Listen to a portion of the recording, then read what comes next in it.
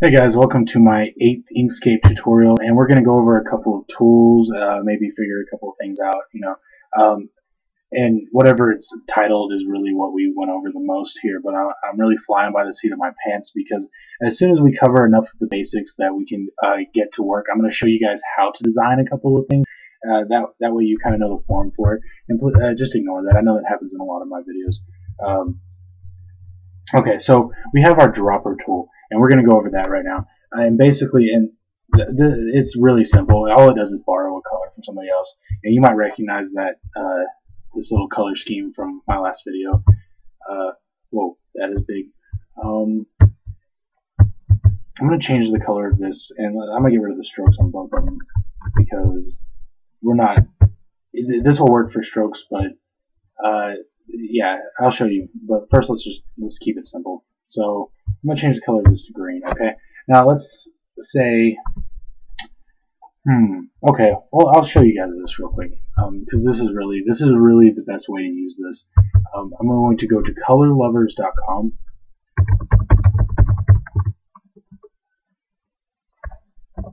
Right there. Okay. And there's a U in there. That's the English. The correct English way of doing it. If you're in America, you probably don't use a U in color, but yeah. Okay, so you can see here there's a lot of color palettes, and when you're doing design work, colors matter. The colors you use, you're not going to. If you use the same color, it may not matter as much what color you use. But when you're using multiple colors, you want the colors to go together. And as you can see, like there's different shades of blue that go together, and there's some more extreme ones like this. Like there's a brown, a yellow, a white, and then green, and then a lighter green. And I'm not entirely sure what the length of them are. I'd imagine that's your main color. These are all your accents. I don't know, but that's just something to play around with, and I use these a lot. But let's go and look for one real quick that is usable. I like a little more color. Okay, you know what? We don't have time to be searching around. I probably should have done this before, but I wanted to show you this website because it's a really good website. And I'm not logged in. I wonder if it'll let me. Yeah, it might. You can do an SVG file. It's going to open a separate file if you do that. I prefer just to do a PNG, which isn't on here. No, I haven't done this in a while because I had so many put on my desktop. I never actually had to go get new ones. So I believe I did. Oh, see, it's gonna make me log in and everything.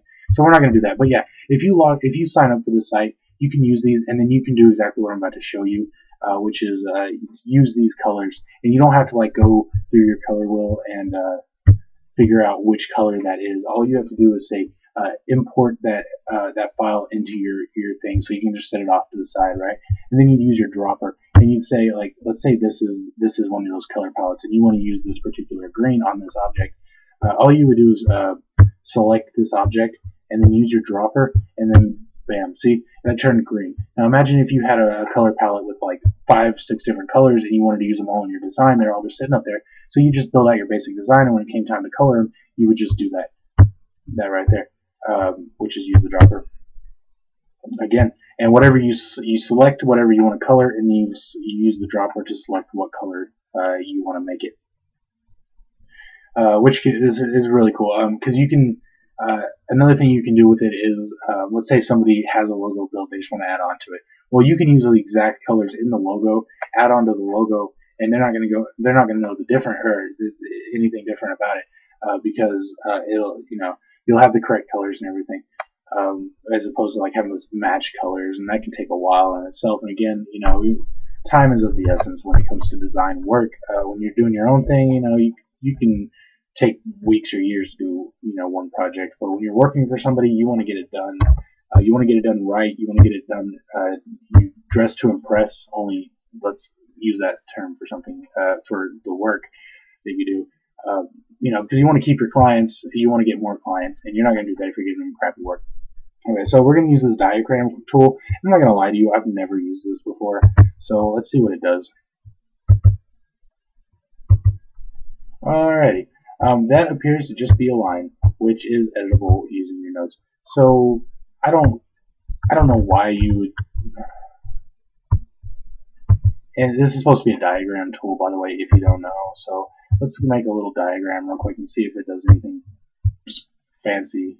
within that. Okay, so I'm going to click on that and drag it to this one. Oh, okay, cool. So it lined it up with the direct center of the thing, and so you can kind of make a diagram using that tool. And there you go. Now I wonder. Okay, no, see, it didn't attach them all. However, you can just control all, which selects everything and then group them, and there you go. That's all one object or a group of objects that's not going to be taken away. And I guess I made kind of like a 3D looking diagram based on the sizes and everything. That's pretty cool. Okay, so yeah, I mean, just imagine, like, you can see this picture right here. Even it shows you, like, it'll go all the way. You know, you can do a whole family tree back to the 1950s if you wanted, or further than that. I don't know, 1800s, however old your family is, using this. And Inkscape's pages, as I'm sure you could tell, they're pretty big. They're not just whatever size of the page that you wanted. Which, by the way, this is the default page, and I've got it at 100%, so you can't see the whole thing, but this is an actual page size. This is like printing paper size page. And you can go over here to new, and you can see that, like, there's a A4 landscape, there's black opaque business cards. There's two different kind of business card size CD covers that you can use to design CD covers, obviously. Yeah, and I mean, there's so many options, like desktop sizes. You can design desktop wallpapers based on size. DVD covers, which I don't know what the difference between a CD cover and a DVD cover is, unless it's talking about the. Yeah, I think it is. It's talking. Let's find out. I think it's talking about the covers to the cases of the CDs and the DVDs. Yeah, see, there's your front, there's your back, there's your side. So that's really cool, actually. I didn't know that it was like that. You could go into designing like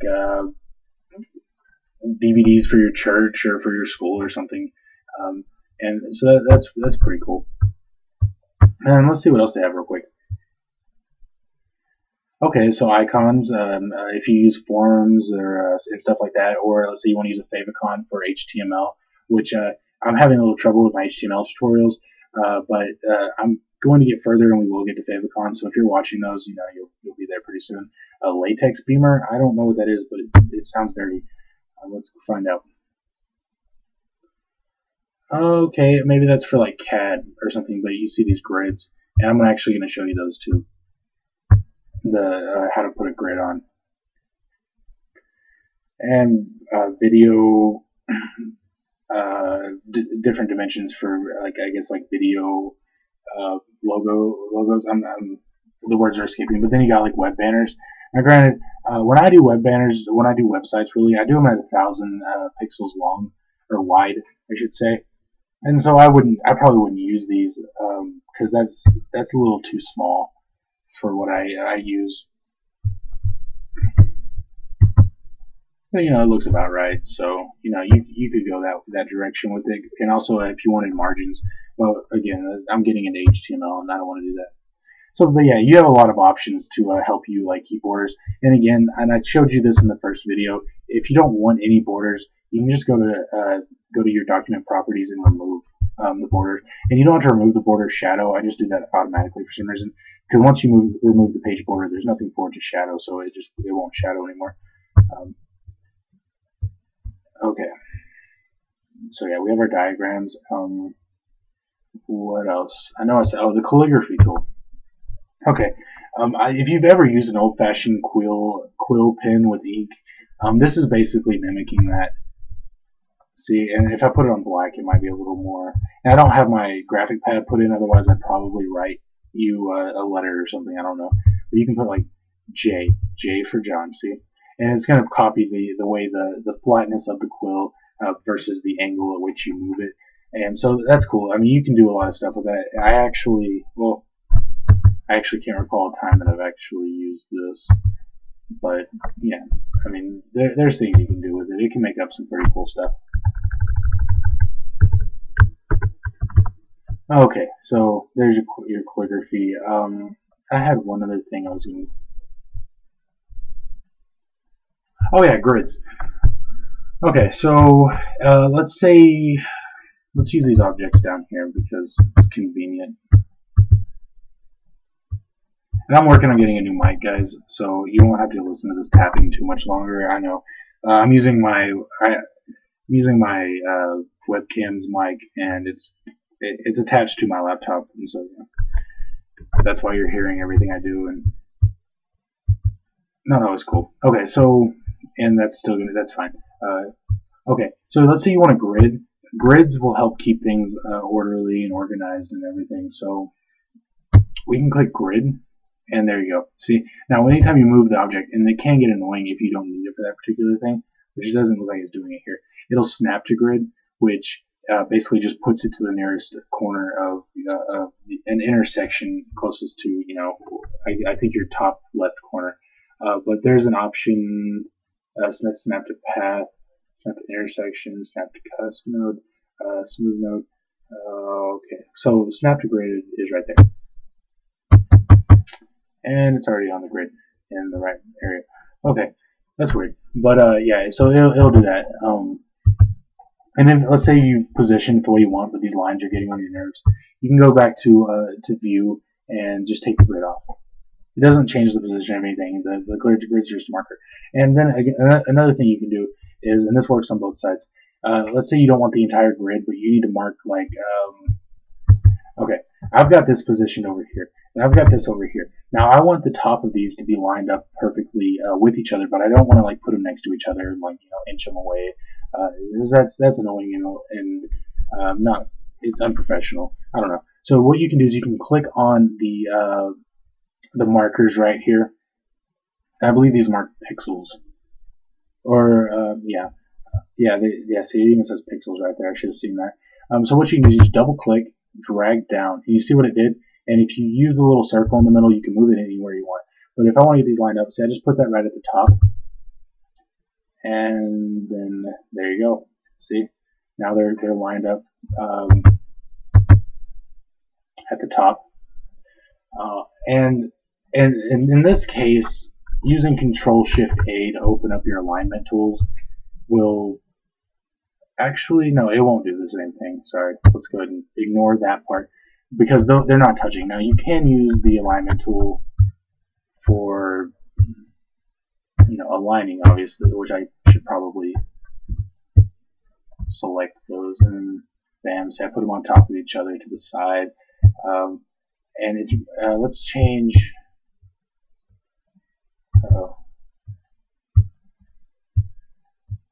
Make that red. And then move it to the top. Okay, now we've got them both selected. That way you can see the difference between with what this does. Okay, see that aligned it to the right side.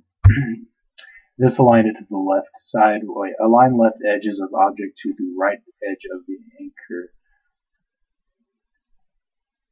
Okay, that's a little confusing, I guess. But this does the same thing, just opposite. You can tell. I mean, and this will do the same. And I'm not sure what the anchor is. I believe it's the bottom image, but don't quote me on that. And that aligned it to the center. Like, let's say you want a dead center. There you go. These two are going to be your dead center things. They're going to put it right in the middle. And this is, I believe, for lining text. See, it's not going to do anything, but if you have text, it will. And then there's like distribution options, and these are actually pretty cool. I'm going to make a circle. Oh, yeah, we don't want to do that right now. Come on. I made a circle. Well, an oval. Copy it. Paste, paste, paste, paste. Okay, now they're all the same shape. They're just positioned differently from each other, right? We can go over here and use distribution. See, that just even them all out that direction, and then I can make them all. Well, that didn't work. Oh, that didn't work either. Okay, well, I should probably be reading these to see what they do. But yeah, I mean, you can position them all away from each other. This is the same exact width between all of them. So that, I mean, the alignment, your alignment, and just align and distribute options are really helpful. Also, there's things like this. Well, it's probably because I've already aligned them all. So we're not going to worry about that. But yeah, again, this is another thing you just want to play with.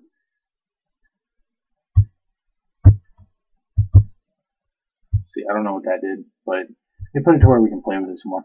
That line did it again.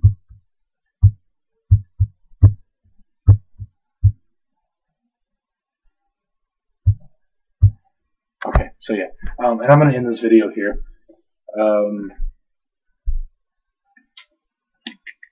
I don't know. There will be another tutorial video. I'm not entirely sure over what, but I'm thinking we can go ahead and go into design because we've covered paths, we've covered objects, we've covered layers.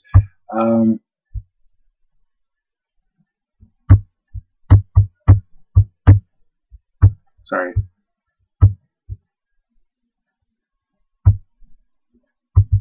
Okay, that didn't do exactly what I thought it would do. But yeah, I mean, so we've covered most of. I mean, we've covered layers. We've covered our view basically. Like we've done graphs, grids. We've done our snap, where you can snap to path, snap to grid, snap to whatever. Show and hide dialogues, which we didn't cover that, but I don't know. I don't even know what that is. We didn't go over swatches, messages. I don't. Yeah, okay, so there's some things that we didn't go over, but these are kind of things where, I mean, I can click on messages, you can click on messages and see that it says ready. I don't know exactly what ready is. It's ready for something. I guess it's ready for you to use it, but, yeah. Icon preview, so that's good if you're making icons, because they can be really small. So yeah, but I mean, we've gone over a lot of stuff. We didn't go over extensions. I'll probably save that for later because again, I don't want to go into things that I don't know a lot about. Like this isn't just one thing. This is a bunch of things under extensions, and I don't want to like go into it and not know what to do because that's what really I think that's what makes my videos take so long is because I go through things with you guys. Or I learn some of the stuff that I'm showing you while I'm showing you it, and yeah, so I'm gonna end this video. I want to wait for this to work. See what it does. It made it darker, a little darker. I could have done that myself. Yeah, so just join me in the next video if you want to, and we will look at putting some text with some images and making a logo maybe. Yeah, we'll find out then.